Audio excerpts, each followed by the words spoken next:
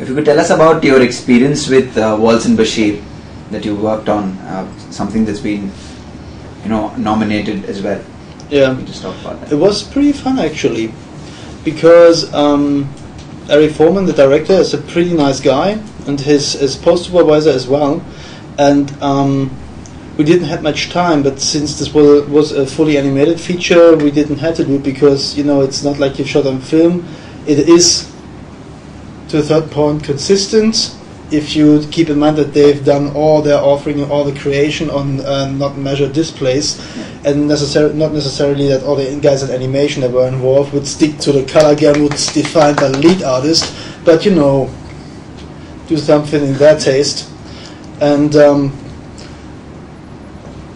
it was pretty fun actually, because when the guys went in there and saw the first time their movie, they've used to watch at TFTs like 15 inch or something, projected on the big screen. They were just, they were really happy, and it was fun working with them, because most of the time it was consistent. We had to do a few little touch-ups, and then we still had a little spare time to play around a bit and do some cool stuff. And it was a very pleasant experience. Was it challenging as well at the same time? This was actually more or less early in my color correction stages, so at this point I thought it might be challenging, but it turned out to be not challenging actually. Okay. Not as challenging as the film projects, in fact, I've done before. It was like, oh my god, for digital, what should I do, what will it be? And then it was like, that's good, could be a little, okay.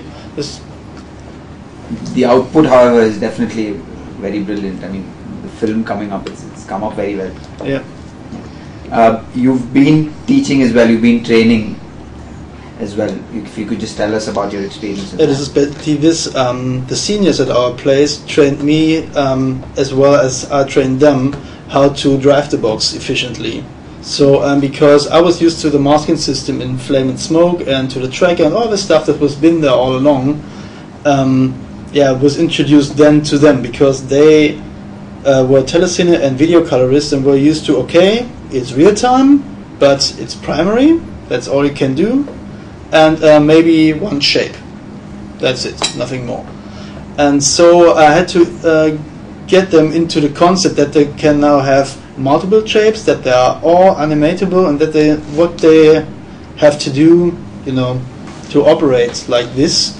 And if a DOP asks for this and for that, and can you isolate the face of the guy and drain the color out of it or whatever, how to do that in a fast and efficient way and not get too complicated, because it would slow the box down.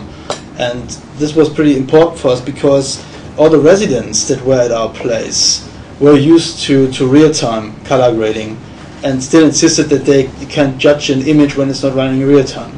And therefore, we had to develop concepts how to keep the box real time, and not cutting back what we can do, but find workarounds for certain situations. Okay. You've already spoken about Lustre. If you could just tell us what is the best part of Lustre for you. This is the masking system, basically. Okay. Then there is the GPU acceleration, what keeps the box very long at real time actually. And my favorite feature would be the shape tracker. Because I don't have to look for references myself, but the box does that for me, and the track features can just leave the image and come back in, as long as the shape covers this, and Lustre has the opportunity to look for points in the vicinity. We're fine. It makes things fast and easy. Definitely. Majority of Lustre functions are GPU accelerated. How helpful and how time saving is that? Very time saving actually, because you don't have to render the stuff, or you just dive in there, okay, desaturate something, or more red, less blue, whatever. Just do it, hit play, it's okay, thank you very much, and that's it. So you don't have to wait for render times, or it's just very, very reactive and very efficient to work that way. You've been one of the first to work on Lustre, however you've also worked on smoke, flame, combustion. How has your experience been working on these softwares? Yeah, I found the transition rather easy to translate the skills I've acquired in roto and compositing and stuff that involves the everyday work of the compositor. Just translate that into the world of color grading, because the DOPs, wanted to see something like that, and so it was not easy for me to apply this, because the GUIs are pretty similar, the things are follow a certain naming convention, so it was very easy to learn the box actually, because the functions are not that deep as in Flame obviously, but yeah, it's real time. This might be the hugest difference between the boxes. If you have a VFX shot, you have to render it, and this takes, if you not have a burn setup around whatever, it would take maybe hours if you work at film resolution. Lustre is just play, and it does. That's it. So the transition working from all the softwares is not very difficult. Let's say the color grading part is the difficult thing, because drawing a mask and tracking this in place and all the stuff you might know, but the thing is, it is very different to give a film a continuous look that is fitting, and basically you have to change the way you look at the picture, because a compositor is usually sits in front of its box and looking on this at the same 100 frames again and again, and tweaks his mask or whatever, and just in the boundaries inside that shot the thing has to work. The problem is that this shot is only one shot in 1400 in a whole feature. And all these shots have to work, and not only the VFX ones. These might be quite challenging as well, because in VFX there's much more to mess up than in color grading, but it is actually not the majority or the major part of the work to make the VFX shots work, because these are as important as any other shots as well. Okay.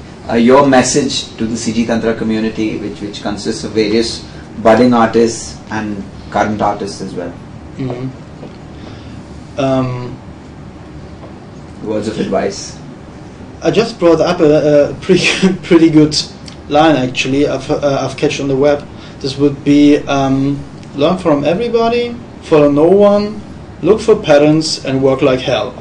And this is basically how you overcome everything you ever face. And if you want to go into color grading, do it. It's not that hard. I mean, I've made it. Okay, thanks a lot for talking to us, Sebastian. No problem, you're welcome.